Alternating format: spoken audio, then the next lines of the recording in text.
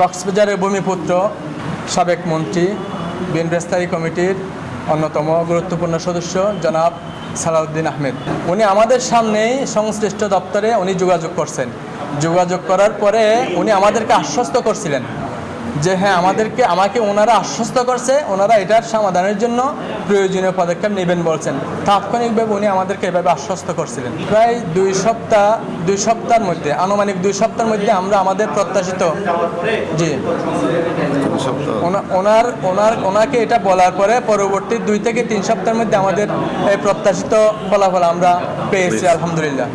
বাংলাদেশের সরকারের ঘোষণা অনুযায়ী কক্সবাজার জেলায় যে মাস্টার প্ল্যান আছে, এই মাস্টার প্ল্যানের অংশ হিসেবে যে যদি এটা সদয় বিবেচনা করে আমাদের এই থেকে এই দুর্বিষহ একটা প্রক্রিয়া থেকে আমরা যদি পরিত্রাণ পাই, তাহলে কক্সবাজারবাসী আরও বেশি উপকৃত হবে।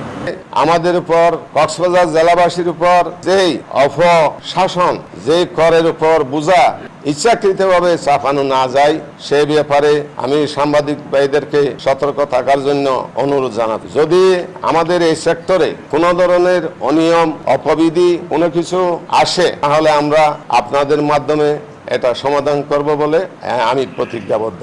সুতরাং আমি আবারও বলবো, আমাদের সাবেক শ্রদ্ধেয় মন্ত্রী মহোদয় জনাব সালাউদ্দিন সাহেব কক্সবাজার জেলাবাসীর জন্য যে অবদান রেখেছেন, তাহা কোনোদিন মুছে যাওয়ার মতো নয়।